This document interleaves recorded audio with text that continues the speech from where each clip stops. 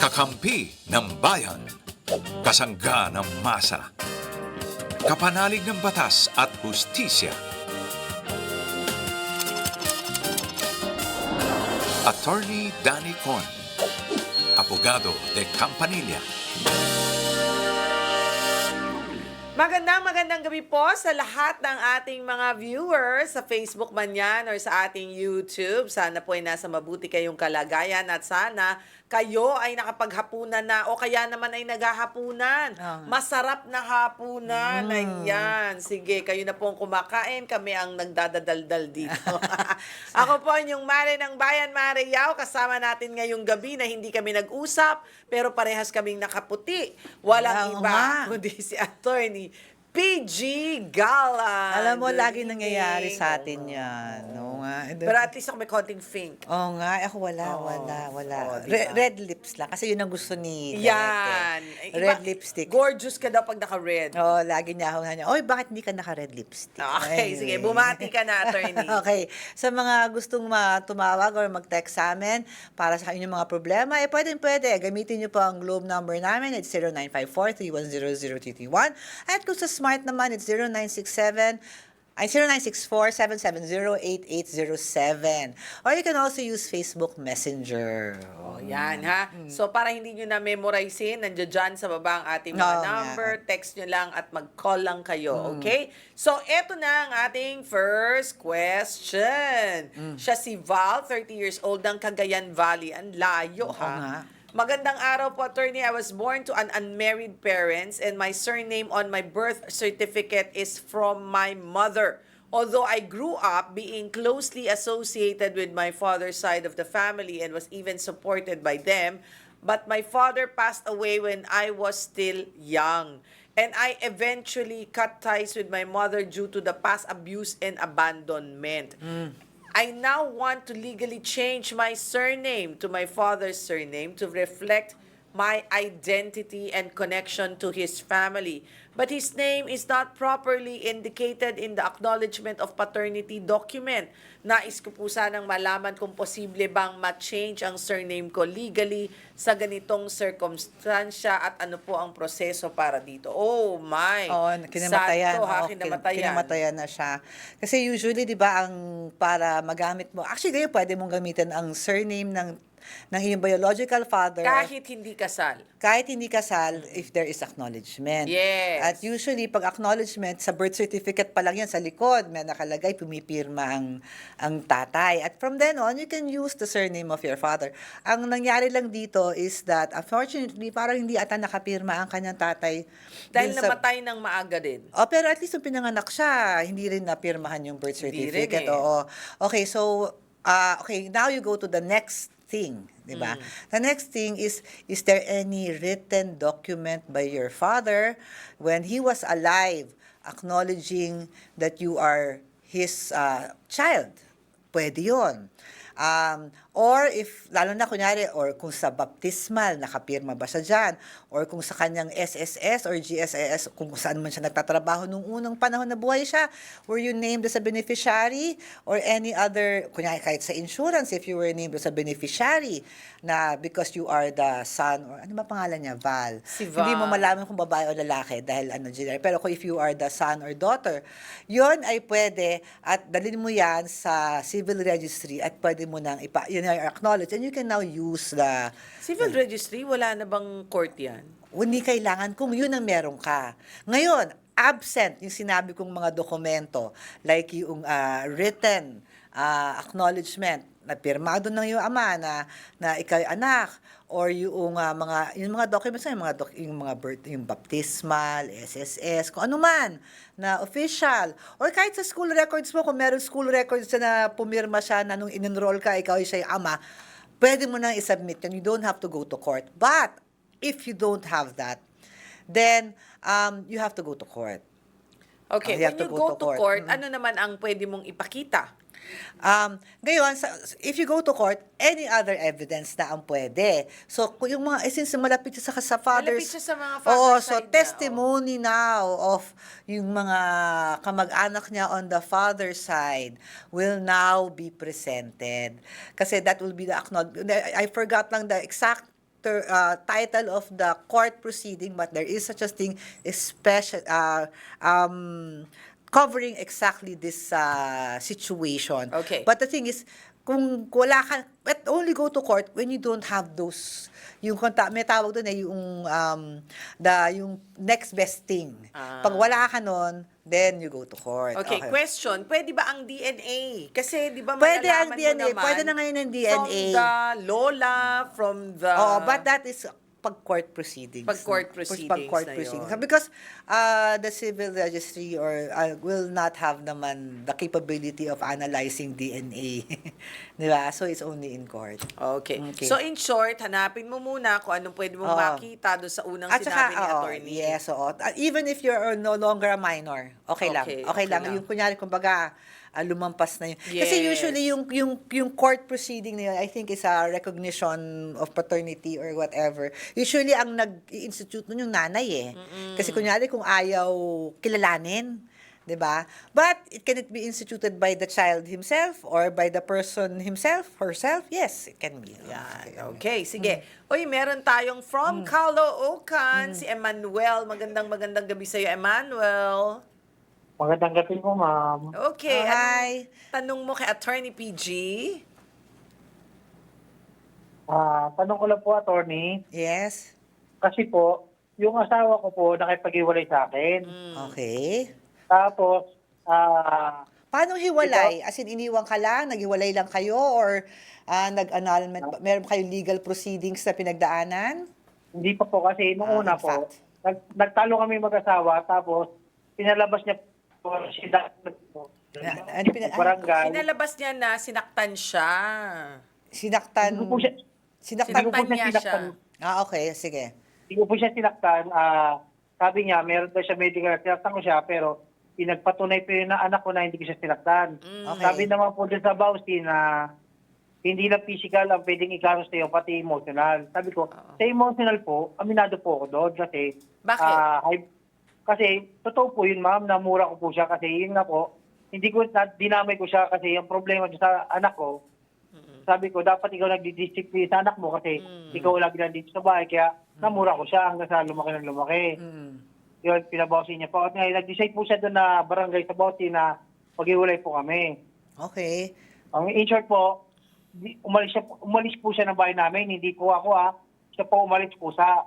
Kaya Okay. sabi ko ngayon, tinuyo ko po siya na ayusin natin yung problema. Hindi na, wala tayong ayusin. Okay. Mag-iwalay tayo, magkalimutan na tayo. Okay. Okay. Kaya ang gusto kong mangyari po, kung hiwalay na po kami, kasi yung bahay namin, wala po title, kung mag-rights lang po. Okay. Gusto ko sana, ma'am, ibenta po yung bahay namin, hati po kami, pati anak namin na apat, hati po kami. At gusto niya lang po mangyari, ikaw umalis ng bahay natin, iwan mo yung mga anak mo dyan, suportahan mo lang. Sabi ko, ikaw na ipag-iwalay, dapat hati tayo sa lahat ng bagay kasi conjugal tayo. Hindi pa pwede gusto mangyari.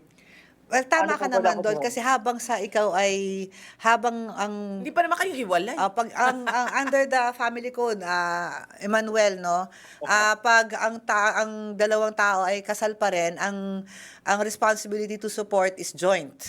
O di ba joint yan eh. So equal yan between the mother and so, the father. suporta yung Oo. tatay, so suporta din yung nanay. Yes, Okay. totoo. Yun yun. So, in that aspect, yes, tama ka. Dahil ngayon sa pagbebenta ng rights, okay, sino nakapangalan dun sa rights? Sa kanya po.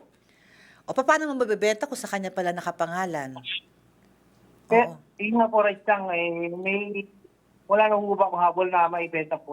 Hindi, actually, kung kasal pa rin kayo, kahit ibenta yan, Kailangan rin ng pirma niya. kailangan rin ng pirma mo yan. At saka, since you're still married, yung proceeds yan, it's still conjugal. Oo. So, hanggang sa kayo pa'y kasal, kung ano man ang proceeds ng pagbebenta nung rights na yan, ay will pertain to the conjugal property. So in short, kung magkano yung binenta nyo, hati pa rin kayo dahil dalawa kayong may pag-aari niya, kahit pangalan lang niya ang nakasulat. Tama ba yun? Tama yun. Okay.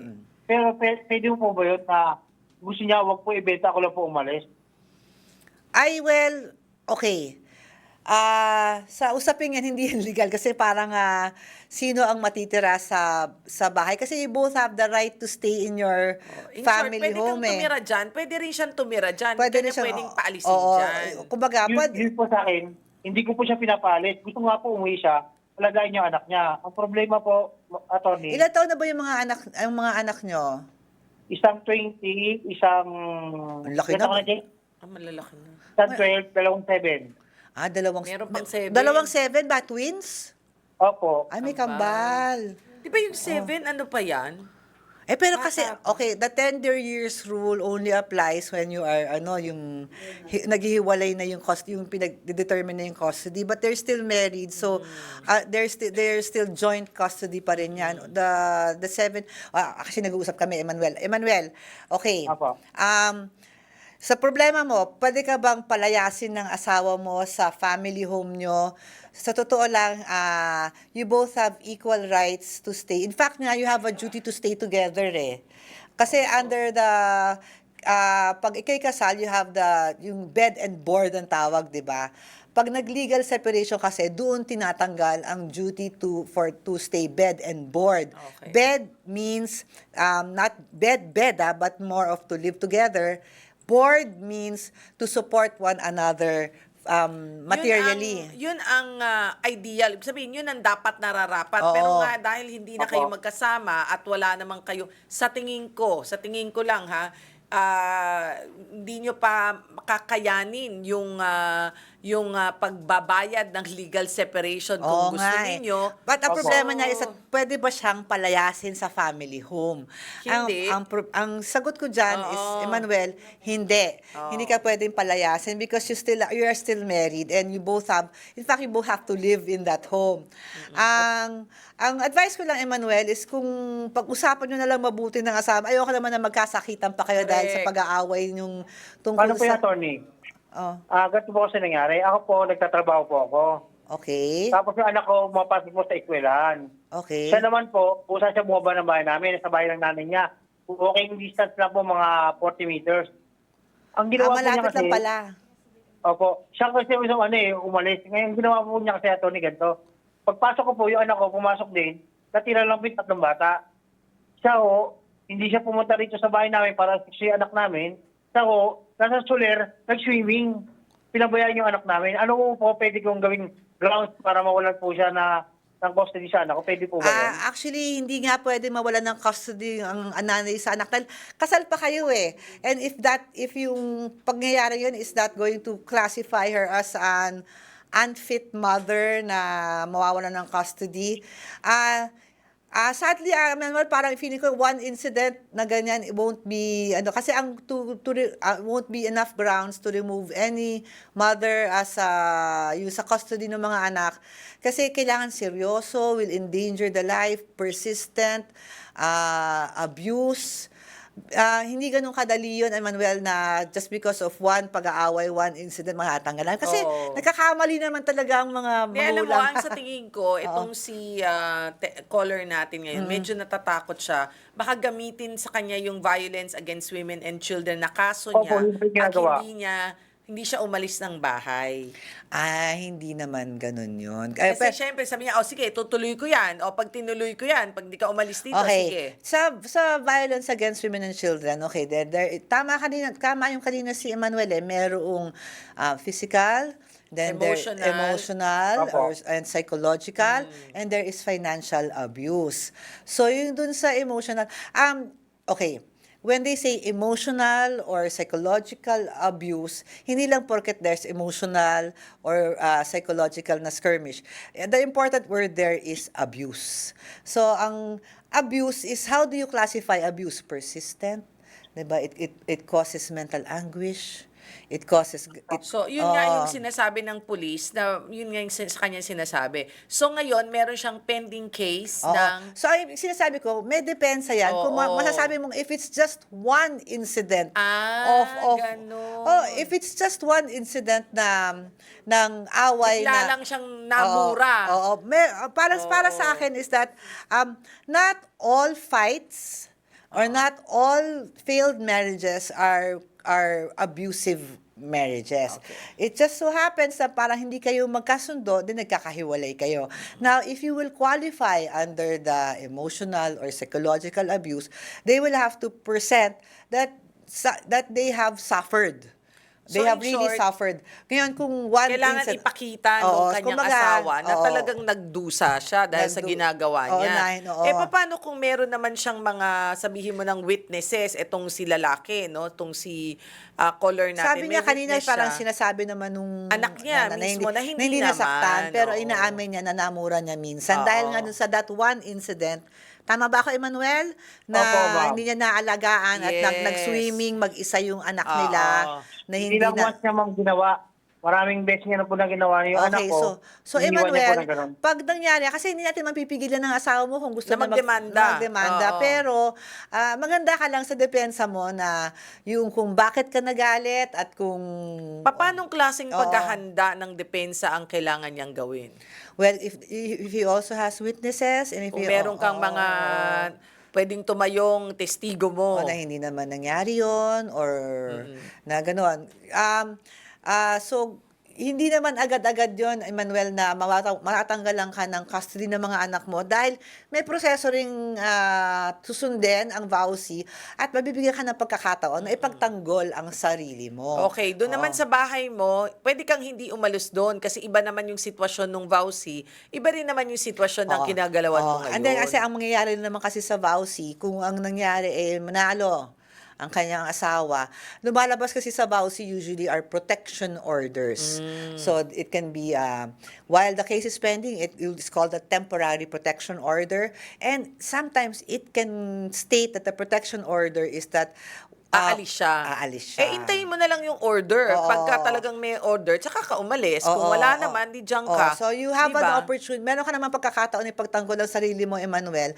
So, ang mangyayari dyan is maghanda ka ng ipagtanggol ang sarili mo. Okay, basta maghanda ka lang.